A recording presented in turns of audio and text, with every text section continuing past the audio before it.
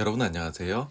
전직 펀드 매니저가 운영하는 주식 경제 채널 86번가입니다. 오늘은 지난 영상에 이어 외국계 투자자 5% 지분 보유 공시의 실체에 대해서 좀 더 알려드리겠습니다.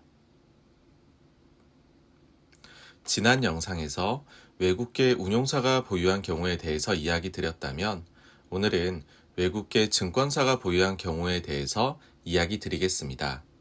이번 경우는 현업에서 일하는 사람조차도 구조를 한 번에 이해하기 어려운 내용으로 구성되어 있습니다. 그래서 정말 간단하게 결론만 말씀드리자면 이렇습니다.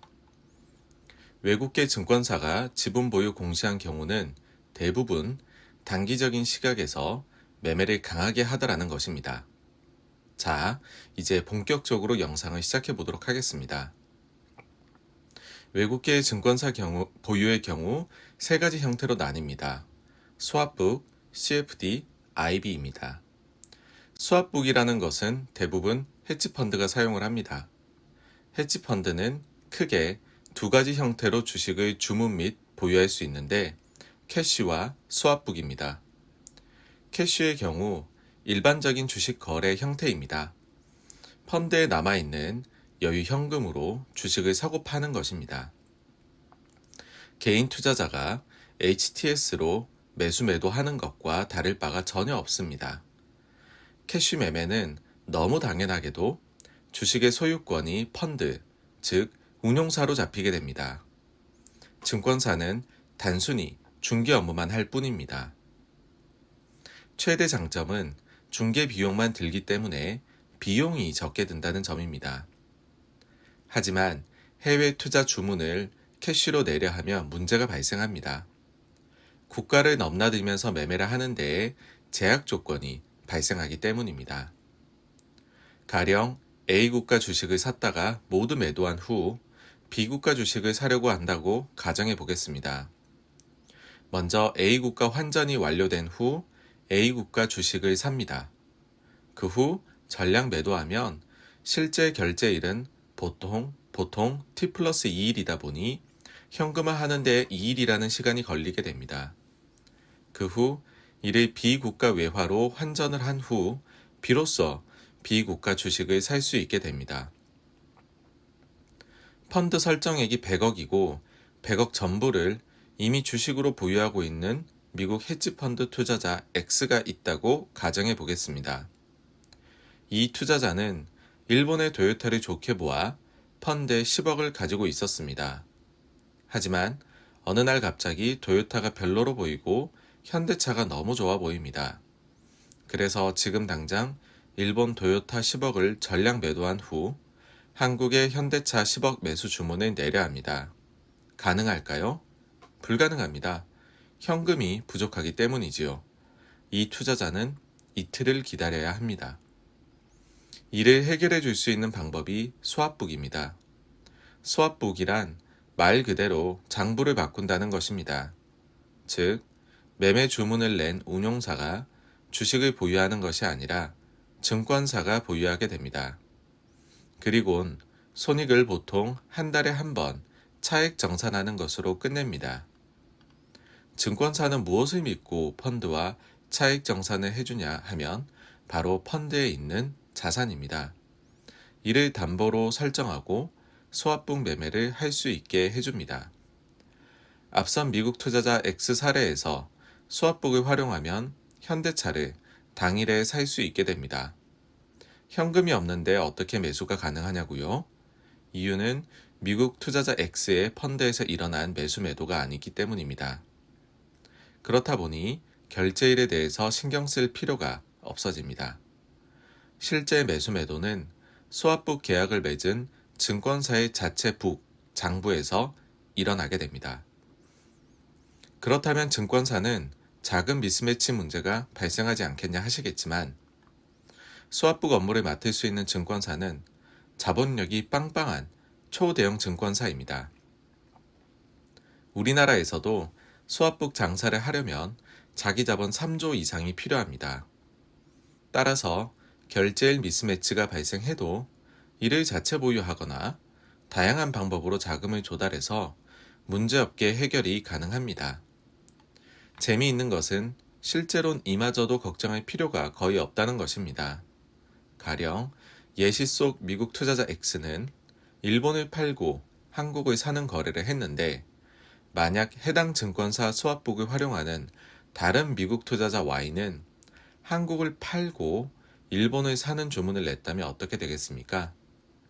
이처럼 서로 상계가 될 수 있는 거래가 복잡하고 다양하게 일어나고 있습니다. 다음은 삼성전자 1억 원어치를 캐시와 스왑북으로 샀을 경우 차이점을 나타낸 그림입니다. 캐시로 샀을 때에는 본인 계좌에 삼성전자 1억 원어치가 들어와 있습니다.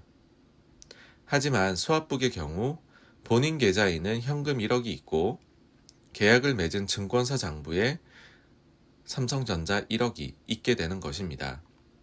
즉 엄밀히 말하면 소유권이 증권사에게 있는 것이지요. 여기서 이제 감이 잡히시나요?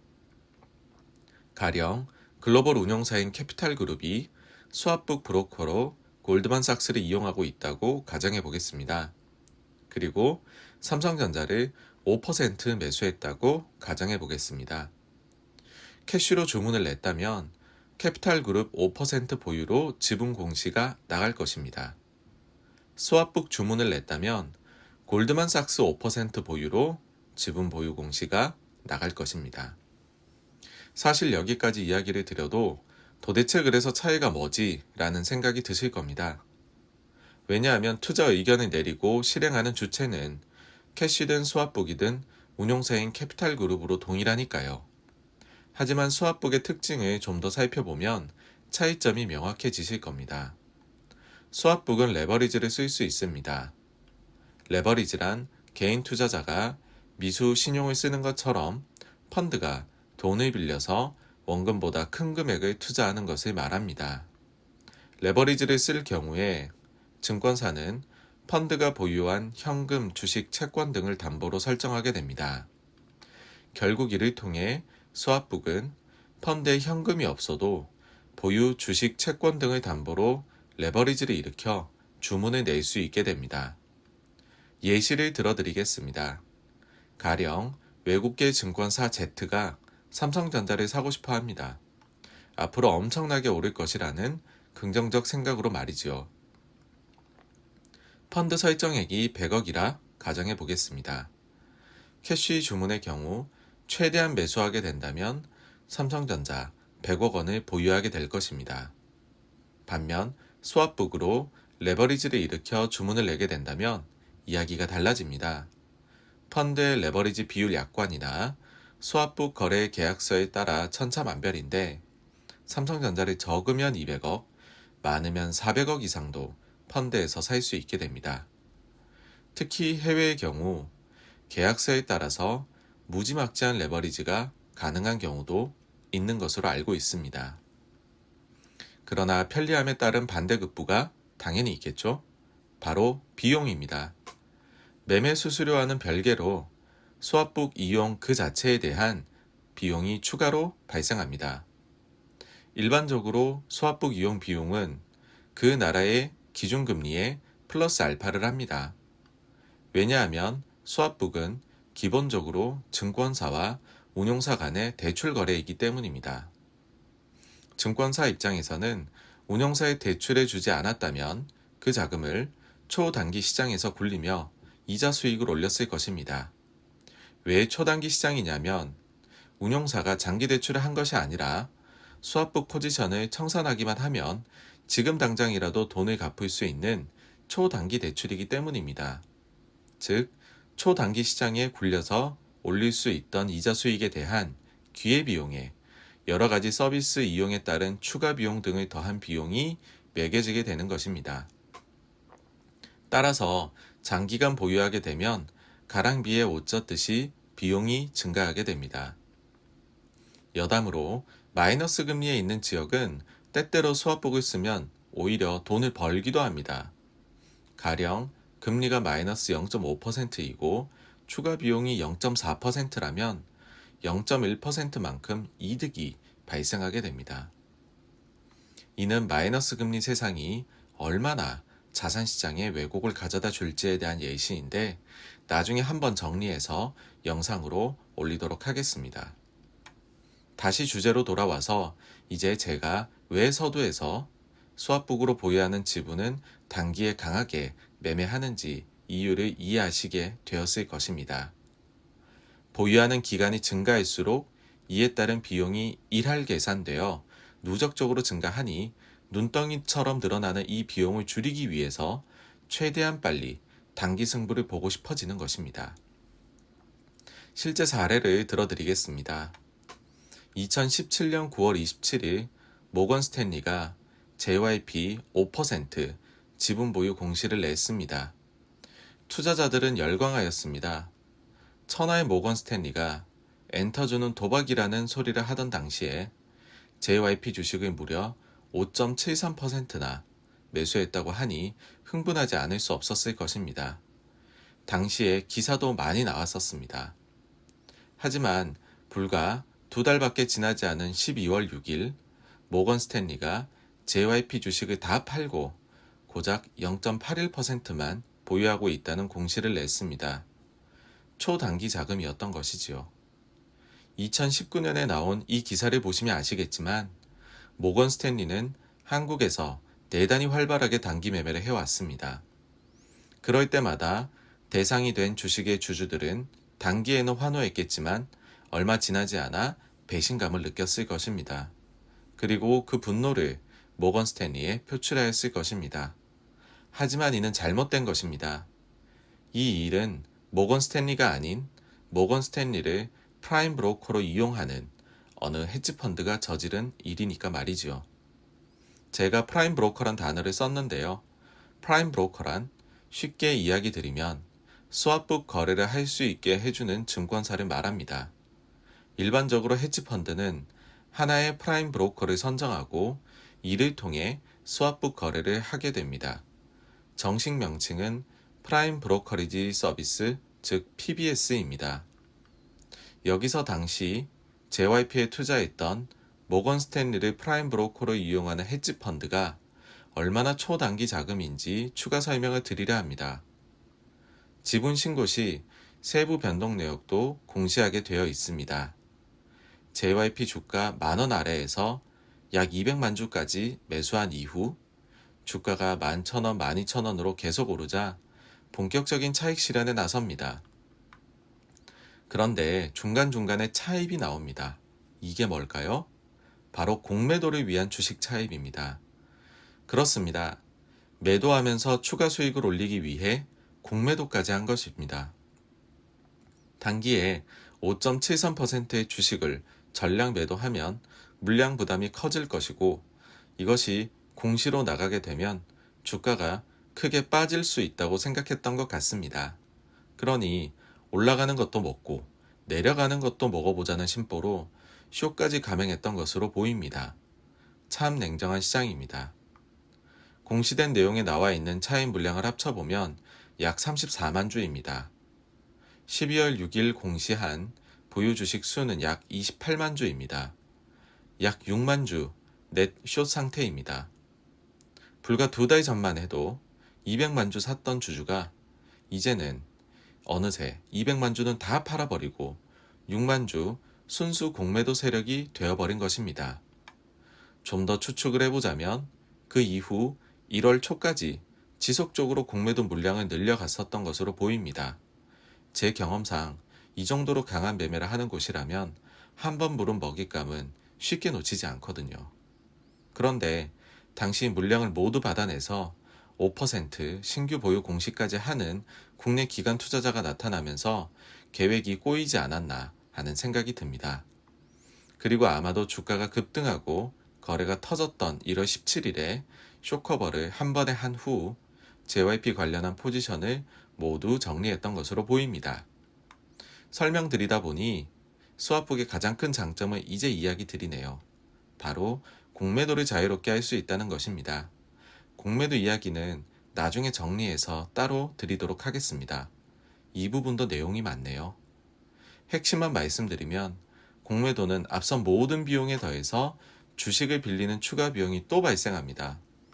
그러니 이제는 다 아시겠죠? 비용을 줄이려면 시세가 짧고 굵게 나야 한다는 것이지요. 여기서 시세란 주가 하락이며, 그렇다 보니 빨리 주가가 빠지기를 원하고 이를 위한 한편의 코미디가 펼쳐집니다. 삼성전자 같은 종목은 이율이 1% 미만으로 낮지만 어지간히 대차가 나가 있는 종목은 8% 내외의 이자율이 책정됩니다. 흔히들 또 시옵비옵이라 부르는 도시바의 경우 워낙 재무구조가 나빠서 늘 증자 소문에 시달립니다. 그래서 연간 대차 이율이 30에서 40%에 이릅니다. 한국에서는 LG 디스플레이가 이 같은 위치에 여러 차례 오르락 내리락 했습니다. 코로나 위기 때 아시아의 어떤 종목은 대차 이율이 100%를 넘기도 했습니다. 회사가 망해서 주식 가격이 0이 되더라도 공매도에서 1년 유지한다면 손해가 난다는 것이지요. 이런 비정상적인 거래가 어떻게 일어났겠습니까? 단기에 치고 빠지겠다는 생각이기에 가능한 거래였을 뿐입니다. 여러분, 이게 리얼 월드입니다. 이제 두 번째 사례인데 CFD 거래입니다. CFD란 Contract for Difference, 즉 차익 결제입니다. 앞선 스왑북과 같은 것입니다. 다만 주체가 개인, 국내 투자자라는 점뿐입니다. 상품 설명을 보니 종목에 따라 다르겠지만 10배까지 레버리지가 가능합니다. 와우, 엄청나네요. 이율은 개인과 기관 간의 거래이니 앞서 이야기 드린 운용사보다 조건이 불리해서 훨씬 높습니다. 그러니 어떻겠습니까? 역시나 공격적이고 단기적인 성격을 가질 수밖에 없습니다. 아, 국내 개인 투자자인데 왜 외국계 증권사 사례에서 설명하냐고요? CFD의 특성상 국내 증권사는 해외 증권사를 끼고서 구조를 만들 수밖에 없습니다. 이 점에 대한 세부 설명은 이번 영상이 설명만 너무 길어지는 관계로 패스하겠습니다. 즉, 국내 증권사와 CFD 거래 계약을 맺은 국내 개인 투자자가 매매를 하면 실제로는 외국계 증권사 보유로 나온다는 것입니다. 가령 국내 K증권사 CFD를 이용하시면 크레딧 스위스 증권 보유로 나오는 것으로 파악되고 있습니다. 개인 투자자 김 씨가 삼성전자 100주를 CFD를 통해 샀다면 주주 내역에는 김 씨는 0주로 보유하지 못한 것으로 나오는 대신 크레딧 스위스 증권 100주 보유로 나온다는 것입니다. 이 또한 실제 사례를 들어드리겠습니다. 2018년 경영권 분쟁이 발생한 한진칼에 크레딧 스위스가 5% 지분 공시를 합니다. 당시 언론은 난리였습니다. 외국인 투자자까지 이 경쟁에 뛰어들었다고 말이죠. 하지만 당시 주총에서 크레딧 스위스의 이름을 들은 분들은 없습니다. 왜냐하면 이건 외국인이 아니고 국내 투자자였을 테니까요. 현재 국내 몇몇 종목에서 크레딧 스위스 증권의 5% 신고가 보입니다만 제가 파악하기로는 크레딧 스위스는 대부분이 CFD에 따른 보유에 불과한 것으로 알고 있습니다. 따라서 크레딧 스위스 이름이 보이시면 돈 많은 국내 투자자가 국내 10배 레버리지로 그 종목을 샀구나 라고 생각하시는 것이 마음 편하실 겁니다. 마지막으로 IB입니다.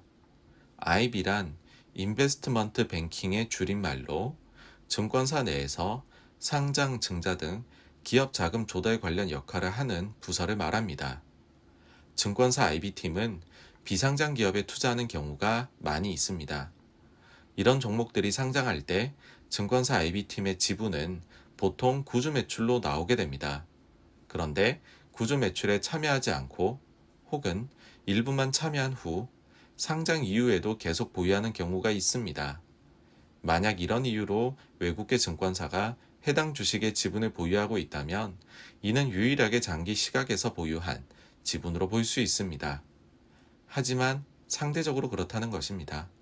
이 보유분도 사실은 상장이라는 목표를 달성했으니 일정 수준 이상으로 주가가 오르면 블록딜 매도를 할 가능성이 높은 사실상 오버행 물량입니다. 오늘까지 2회에 걸쳐서 외국계 투자자 5% 지분 보유 공시의 실체에 대해서 알려드렸습니다. 투자에 도움이 되셨기를 바랍니다. 감사합니다.